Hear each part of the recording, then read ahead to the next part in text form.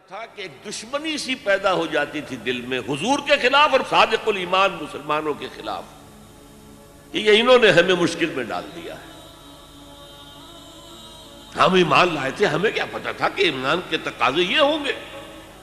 ہم سمجھے تھے بس ایک عقیدہ ہے، بدل لیا، اللہ خیر صلی اللہ۔ یہ تقاضے تو بڑے بھاری ہیں، ان کو پورا کرنا تو آسان نہیں ہے۔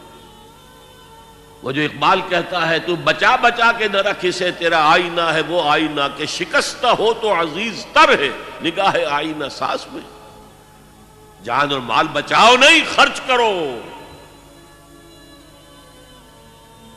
آئینہ ٹوٹا ہوا کس کو پسند آتا ہے؟ اللہ کو تو تمہاری ٹوٹی ہوئی لاش زیادہ پسند ہے بنسبت تمہارے زندہ وجود کے۔ حضرت حمزہ کی لاش جب آئی تھی حضور کی نگاہوں کے سامنے، ناک کٹی ہوئی ہے، کان کٹے ہوئے ہیں، پیٹ چاک کر کے کلیجہ چبایا گیا ہے، اللہ کی نگاہ میں اس کٹے پھٹے جسم کی جو قدر ہوگی اس کا ہم اندازہ نہیں کر سکتے۔ تو بچا بچا کے نہ رکھ اسے، تیرا آئینہ ہے وہ آئینہ کہ شکستہ ہو تو عزیز تر ہے نگاہ آئینہ ساز میں۔ آئینہ ساز اللہ ہے۔ تو ایک تو دشمنی ہو جاتی تھی رسول سے، اور اس میں ایک خاص واقعہ میں آپ کو بتا دوں۔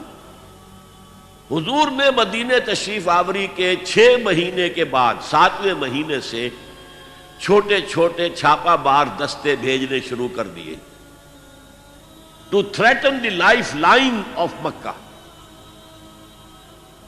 مکے کی جو ساری معیشت تھی وہ تجارت پر تھی، اور اگر آپ تاریخی حیثیت سے جاننا چاہیں کہ یہ لنک بن گئے تھے trade between east and west. دیکھیے جب تک نہر سویز نہیں تھی تو مشرق و مغرب کے درمیان سمندری راستہ تو کوئی نہیں تھا۔ ابھی 1498 جب آئے گا، کوئی 1000 برس کے بعد، تب وہ راستہ جو ہے ملے گا انسان کو کہ round the Cape of Good Hope, افریقہ کی جنوب تک جا کے پھر جاؤ تو مشرق کا راستہ کھلا ہے۔ تو ہوتا کیا تھا، یورپ سے سامان تجارت آیا اور شام کے ساحل پر اتر گیا۔ ادھر ایسٹ انڈیز سے جاوا، سماٹرا، ہندوستان، چائنا، ادھر سے مال آیا سمندر کے راستے سے اور یمن کے ساحل پر اتر گیا۔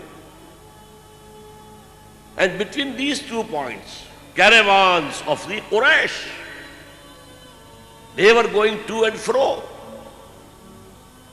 جنوب میں گئے، سردیوں کے زمانے میں وہ جاتے تھے جنوب میں، گرمی کم ہوتی تھی یمن کی طرف، وہاں سے مال اٹھایا اور چلے اب شام تک پہنچ کر شام کے ساحل پر پہنچا دیا۔ وہاں سے شام کا ساحل یورپ کا آیا ہوا سامان اٹھایا اور وہ لا کے سیدھا جنوب میں، سیدھا راستہ تھا بالکل سیدھا، اسٹریٹ ٹو دی نارتھ، اور وہ جو ہے آ کر یمن پہ اتار دیا۔ یمن سے پھر مشرقی ممالک کے تاجر وہ خریدیں گے اور لے جائیں گے کشتیوں کے ذریعے سے، شام سے یورپ کے تاجر وہ جو ہے وہ خریدیں گے اور لے جائیں گے۔ تو یہ کنیکشن بن گئے تھے between the trade between east and west, اور ان کو یہ سہولت حاصل تھی، پروٹیکشن حاصل تھی کہ کوئی بھی قبیلہ عرب کا ان کے کیروانز کے اوپر حملہ نہیں کر سکتا تھا، because they were the custodians of Kaaba, اور تمام قبیلوں کے بت کعبے میں رکھے ہوئے تھے as if they were hostages with them. کوئی قبیلہ ان کے خلاف جارحیت کرے گا تو وہ اس کے بت کی گردن مروڑ کر باہر پھینکیں گے۔ اس وجہ سے انہیں اس پوری تجارت کے اندر، اور ان کی جو مالی حیثیت بہت بہتر تھی قریش کی بقیہ پورے عرب سے، اس کا سبب یہ تھا۔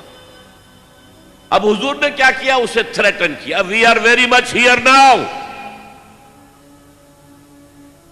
دس can be called the economic blockade of Mecca. یہ تھا پھر جس کے نتیجے میں، اچھا اس وقت تک قرآن مجید میں قتال کا حکم نہیں آیا تھا، یہ حضور کی اپنی تدبیر تھی، اپنا اجتہاد تھا۔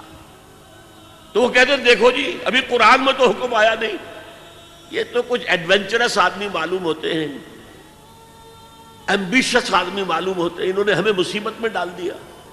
پھر ان کا کہنا یہ تھا کہ بھائی دعوت سے، تبلیغ سے، نصیحت سے، ٹھنڈی ٹھنڈی باتوں سے اپنی بات پھیلاؤ، یہ کیا چھیڑنا قریش کو کہ پھر جنگوں کا آغاز ہو جائے۔ اندر تو تھی اپنی بزدلی، لیکن اس کے اوپر ردے چڑھ رہے تھے فلسفے کے. جیسے ہم کہتے ہیں کہ اگر کسی کو گڑ دے کر مارا جائے تو زہر ضرور دینا ہے. تو اس اعتبار سے وہ حضور سے بھی اپنے دل میں عداوت محسوس کرنے لگے. اور یہ جو مسلمان ہیں، یہ فینیٹکس، یہ پاگل، یہ جذباتی لوگ، یہ نہ دائیں دیکھتے نہ بائیں دیکھتے ہیں، نہ سامنے کے خطرات نہ پیچھے کے حالات، نہ انہیں اپنے بیوی بچوں کا کوئی خیال ہے، کچھ بھی نہیں. اور یہ فوراً کھڑے ہو جاتے ہیں، چل پڑتے ہیں، فوراً لبیک کہتے ہیں. جب یہ لبیک کہتے ہیں تو ہم نمایاں ہو گئے نا. اگر سب بیٹھے رہتے تو ہم بھی انہی میں شامل رہتے. اس وجہ سے پھر وہ عداوت کا درجہ ان کے اندر پیدا ہو گیا. یہ تھرڈ سٹیج ہے ٹیوبرکلوسس کی. نفاق جب اس درجے کو پہنچ جاتا تھا تو اب اس کے علاج کا کوئی امکان نہیں تھا. یہ ہے غیر شعوری نفاق. وہ اپنے آپ کو مسلمان سمجھتے تھے، مصلح سمجھتے تھے، تو یہ پھیلا رہے محمد اور اس کے ساتھی صلی اللہ علیہ وسلم. خامخواہ چیلنج کر رہے ہیں قریش کو. یہ انداز جیسے کہ سورہ بقرہ کے دوسرے رکوع میں ہے، وَإِذَا قِيلَ لَهُمْ لَا تُفْسِدُوا فِي الْأَرْضِ قَالُوا إِنَّمَا نَحْنُ مُصْلِحُونَ. جب ان سے کہا جاتا تھا دیکھو اللہ کے دین کو قائم کرنے کے لیے ایک جمعیت فراہم ہوئی ہے، اس کے امیر محمد ہیں صلی اللہ علیہ وسلم، اور اب عالمی اصلاح کا ایک پروگرام پیش نظر ہے، تم اس جماعتی زندگی میں رکھنا ڈال رہے ہو تو گویا کہ فساد مچا رہے ہو. وہ کہتے نہیں، ہم تو جی اصلاح چاہتے ہیں، مصلحین ہیں. یہ فساد تو تم مچا رہے ہو، جنگیں تم نے شروع کر دی ہیں. ہم تو کہتے ہیں کہ صلح کے ساتھ کام کرو اور دعوت و تبلیغ کے ذریعے سے، صرف اس مشنری زیل کے ذریعے سے اپنی بات کو پھیلاؤ. یہ تھے مدینے کے منافقین. اب چند باتیں میں اس نفاق کے ضمن میں اور عرض کر دوں.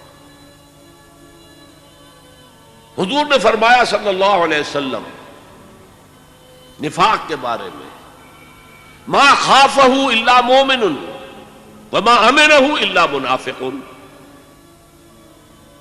نفاق کا خوف رہتا ہے صرف صاحب ایمان کو، اور نفاق سے اپنے آپ کو محفوظ سمجھتا ہے صرف منافق.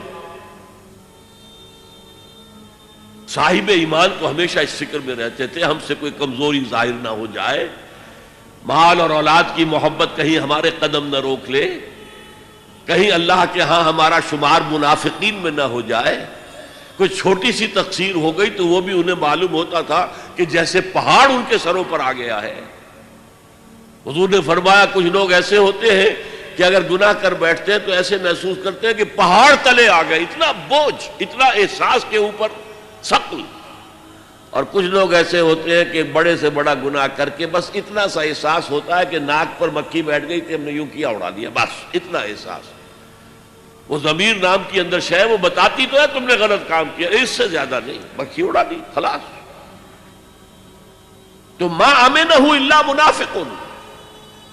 نفاق سے اپنے آپ کو محفوظ اور مامون سمجھتا ہے صرف منافق.